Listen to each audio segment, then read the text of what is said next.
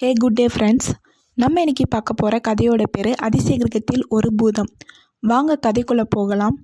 நம்ம வாழ்கிற பூமி போலவே இருக்கக்கூடிய கிரகத்தோட பேர் தான் அதிசய கிரகம். இந்த கிரகத்தில் ஒரு அம்மா 2 பசங்க வாழ்ந்து வராங்க.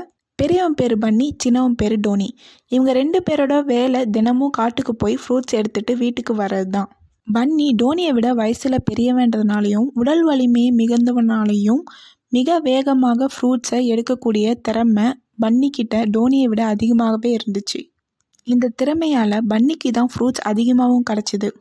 ஆனாலும் பன்னிக்கிட்ட ஒரு தவறான குணம் இருந்துச்சு. அதாவது தான் எடுக்கக்கூடிய ஃப்ரூட்ஸை அவன் டோனிக்கிட்ட ஷேர் பண்ணிக்கவே மாட்டான். அவனோட இந்த குணத்தால் டோனிக்கு நிறைய நேரம் ஃப்ரூட்ஸ் கிடைக்காமையே போயிருக்கு. சில நேரங்களில் டோனி சாப்பிடாம கூட தூங்கியிருக்கான். இந்த விஷயத்தில் கவனிக்கிற அவங்க அம்மாவுக்கு ரொம்ப கவலையாக இருக்குது. அவங்க பன்னிக்கிட்ட எவ்வளோ சொல்லி பார்க்குறாங்க, அவன் கேட்கல. கடைசியாக கடவுள்கிட்ட வேண்ட ஆரம்பிச்சிட்டாங்க, அழவும் ஆரம்பிச்சிட்டாங்க.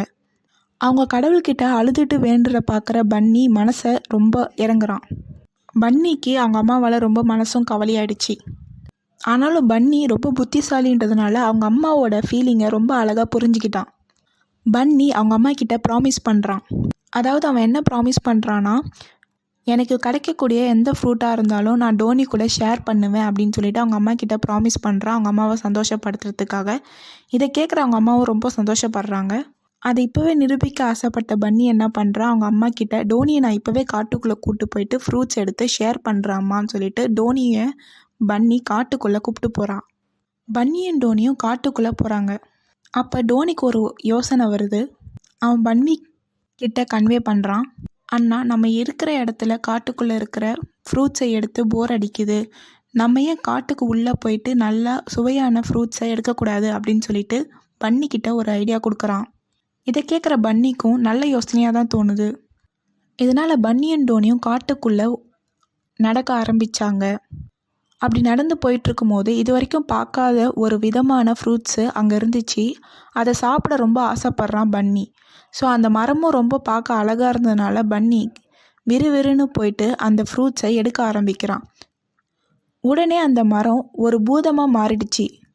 இதை பார்த்த பன்னிக்கும் டோனிக்கும் ரொம்ப பயம் வந்துடுச்சு.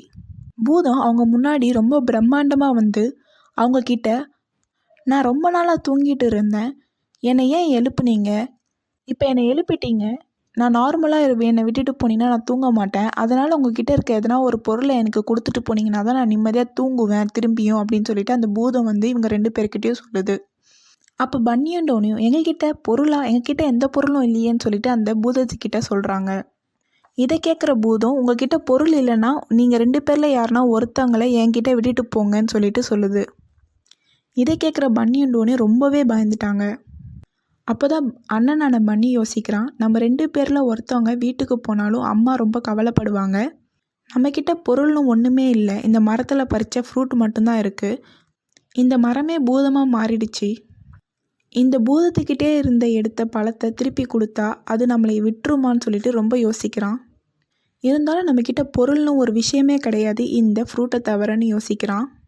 அப்புறம் பன்னி வேறு முடிவே இல்லாமல் என்ன கேட்குறான்னா பூதத்துக்கிட்ட, எங்ககிட்ட இருக்கிறது இந்த ஃப்ரூட் மட்டும்தான், அதுவுமே உங்ககிட்டேருந்து எடுத்தது தான், ஆனால் நாங்கள் இதை கொடுத்தா நீ எங்களை விட்டுருவேன்ன்றது எப்படி நம்புறது அப்படின்னு சொல்லிட்டு கேட்குறான்.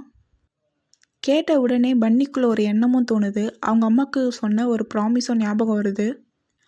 அதுக்குள்ள பூதம் தன்னோட கனத்த குரலை, சரி ஓகே உங்ககிட்ட இருக்க ஃப்ரூட்டை எனக்கு கொடுங்கன்னு சொல்லிடுது. இதை கேட்குற பன்னி ப்ராமிஸ் ஞாபகம் வரவும், பூதமே நம்ம ஒரு டீல் பேசிக்கலாம், நான் உனக்கு ஃப்ரூட்டை தரேன், ஆனால் வந்து நீ என்னோட தம்பியோட அதை ஷேர் பண்ணிக்கணும், நான் என் தம்பி கூட எப்போவுமே வந்து ஃப்ரூட்டை ஷேர் பண்ணதே கிடையாது, நான் இன்றைக்கி ரொம்ப ஆசையோடையும் ப்ராமிஸ் பண்ணிவிட்டு வந்தேன் எங்கள் அம்மா கிட்ட, என் தம்பிக்கு நான் எந்த ஃப்ரூட் எடுத்தாலும் ஷேர் பண்ணுவேன்னு சொல்லிட்டு, நான் என் ப்ராமிஸும் நிறைவேற்றி ஆகணும், நீ வந்து என் தம்பியோட இந்த ஃப்ரூட்டை ஷேர் பண்ணிக்கிட்டேன்னா நான் ரொம்ப சந்தோஷப்படுவேன் அப்படின்னு சொல்லிட்டு பன்னி வந்து பூதத்துக்கிட்ட ரொம்ப அழுத குரலோட சொல்கிறான். இதை கேட்குற பூதம் ரொம்ப ஆச்சரியப்படுது, சந்தோஷமும் படுது. அதனால் அந்த பூதம் இவங்க 2 பேருக்கும் ஒரு வரம் தருது. அந்த வரம் என்னென்னா, நீங்கள் எப்போ இங்கே வந்தாலும் உங்களுக்கு ஃப்ரூட்ஸ் கிடைக்கும் அப்படின்னு சொல்லிட்டு ஒரு வரம் கொடுக்குது.